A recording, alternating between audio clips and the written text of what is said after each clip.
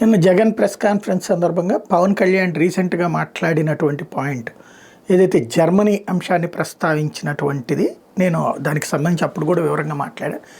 జర్మనీలో ఉన్న విధానం ఏంటంటే మనకు మళ్ళీ ఇక్కడ ఎంత గెలిచారు ఎట్లా అన్నటువంటి కాన్సెప్ట్ కాకుండా అక్కడ పర్సంటేజ్ నీకు ఎన్ని ఓట్లు వచ్చినాయి అన్న ఆధారంగా దాని రేషియోలో మనకి సీట్లు ఇస్తారు.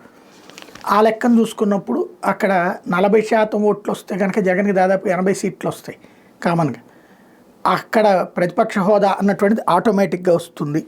అయితే అక్కడికి బొమ్మనమనండి జగన్ని అని చెప్పినటువంటి పాయింట్ ఏదైతే ఉందో దాని గురించినటువంటి ప్రస్తావన వచ్చినప్పుడు నేను అప్పుడే చెప్పాను, ఇది ఉంటుంది జర్మనీలో సిస్టము. ఇది ఒక ఆస్పెక్ట్. అయితే దాని మీద నేను పవన్ కళ్యాణ్ మాటల్ని ఎవరో జర్నలిస్ట్ అక్కడ రైట్ చేస్తే దాని మీద స్పందించినటువంటి జగన్ కార్పొరేటర్కి ఎక్కువ, ఎమ్మెల్యేకి తక్కువ, మొదటిసారి జీవితంలో ఎమ్మెల్యే అయ్యాడు అంటూ ఒక సెటారికల్గా మాట్లాడాడు. వెంటనే నిన్నటించి అది పూర్తి స్థాయిలో ఇటు వైసీపీ వాళ్ళు వైరల్ చేశారు. అదే సందర్భంలో దానికి వ్యతిరేకంగా నువ్వెంత, నీ బతుకెంత, కోడికత్తికి ఎక్కువ, బాబాయికి తక్కువ, ఇట్లాంటి సెటైర్లతో ఇటు జనసేన విరుచుకుపడింది. ఇంతకీ దీనివలన జగన్కి ఒరిగింది ఏంటి?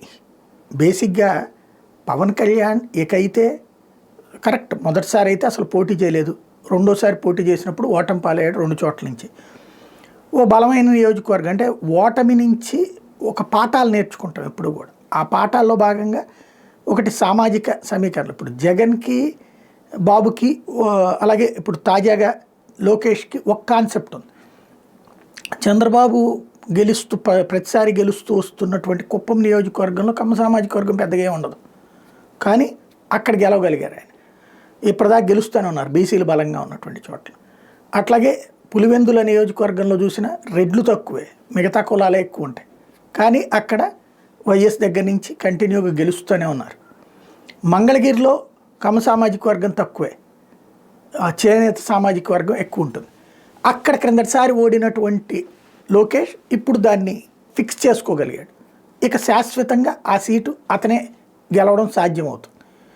అట్లాగే పవన్ కళ్యాణ్ కాబట్టి తను అక్కడ సామాజిక వర్గ పరంగా లెక్క చూసుకున్నప్పుడు 40% వరకు కాపులు ఉన్నటువంటి నియోజకవర్గం అక్కడ ఎంచుకున్నాడు. క్రిందటిసారి ఎంచుకున్నది తప్పైంది, భీమవరం కానీ గాజువాక్ కానీ. ఈ దఫా ఒక ఫిక్స్డ్ పెట్టుకున్నాడు. ఇక పిఠాపురంలో తనను ఓడగొట్టడం అనేది సాధ్యం కాదు. అది వర్మ అయినా లేకపోతే అది చివరికి పెండిన దొరబాబు కూడా వెళ్ళి అటు చేరిపోతున్నటువంటి పరిస్థితి ఉంది కదా. కాబట్టి నెక్స్ట్ చూసుకున్నప్పుడు మాట్లాడాలి, కానీ ఈ టైంలో గెలిచినటువంటి టైంలో ఈ సెటైర్ వేయడం వల్ల ఉరిగేది ఏమన్నా ఉందా?